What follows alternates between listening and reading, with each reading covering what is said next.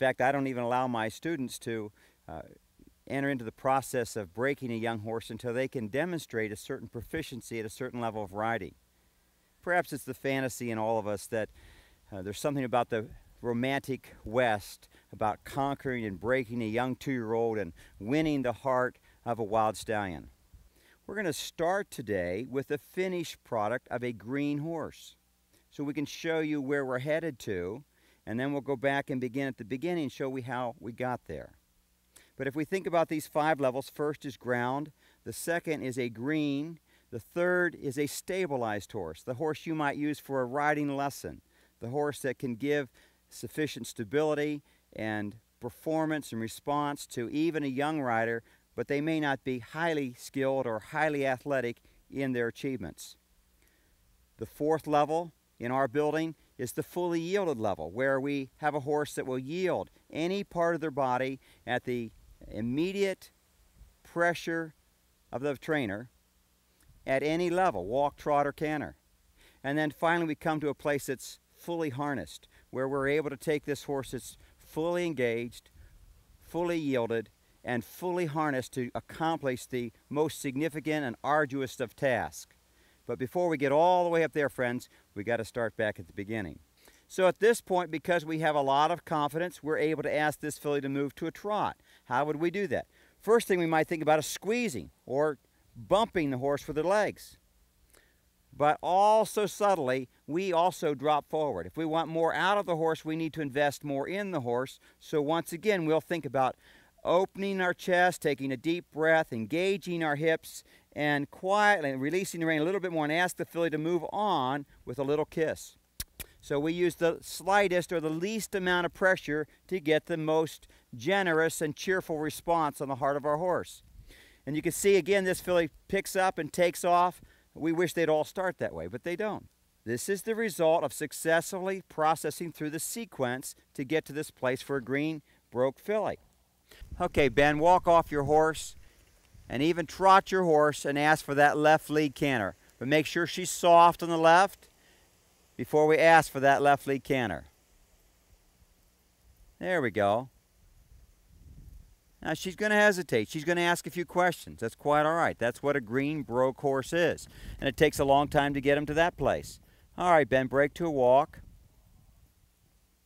All right, let's turn and pick up a right lead canter. And there we go. Again, you can see some hesitation, some looking around, some uncertainty, which is quite all right. But there's no buck, there's no willfulness, there's no stiff.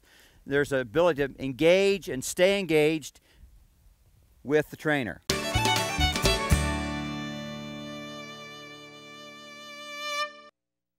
But you know, the real test of quality training is not very heroic. It's almost like parenting. I'm going to have Ben and Nicole work with a 3-year-old gelding out here, just grooming and working with him. He's new to our work here, and so he hasn't been handled a lot. And we're going to just normally take him in very small progressions.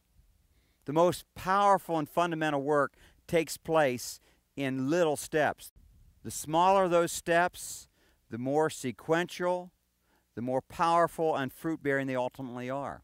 So we need to know that we can disengage the shoulder by stepping our hip in the ask, the tell, and the command. I'm not going to rehash all this because it's in other videos. So I just want to know that I can unlock his shoulder and that I can get it unlocked until I get relaxation and a dropping of the head. If when our horse is afraid, we begin to give him a little bit of a head hug, hold him like this until he softens and comes into a frame of reference. He begins to gain encouragement. If we can stick his nose underneath our arm, it begins to give him solace, and many times where he can stay and relax, the same nurturing instinct that he experienced as a foal. Or even asking the colt to come down to this place. Notice he's stiff.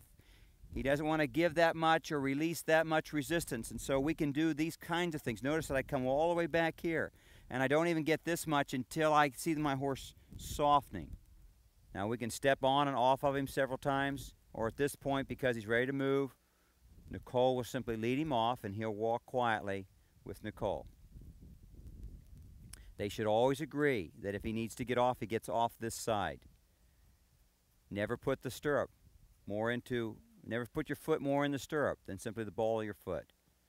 The horse would be a little afraid, a little nervous, so we take things in a very hesitant movement. Sometimes physical strength is needed, so don't put an 8-year-old child holding your horse. You might burn your hand with the rope, whatever. So we're not to be naive about here. We have a small enclosure so that if the horse should get away for some reason, or you need a fence to turn him into, that's a living reality.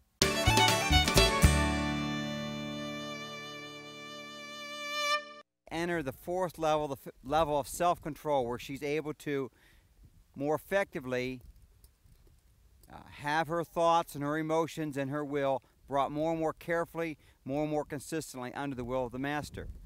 I have a bit in her mouth, only this time I've gone ahead and put the reins to the bit, because after a while what I've done on the other horse is simply clip the reins to the side pieces like a side pull till the horse responds while the horse is being led by the handler.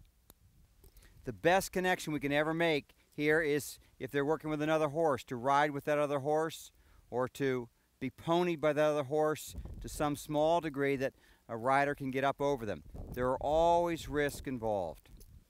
When the filly demonstrates that she's able to stand quietly, to be mounted, she's confident with that, I'd be better off to get off here or there than to simply go ahead and ride her. If she's tense or she has a knot under her back, don't think you're going to just work it out. If you think you have a problem, get off and rework your horse on the ground.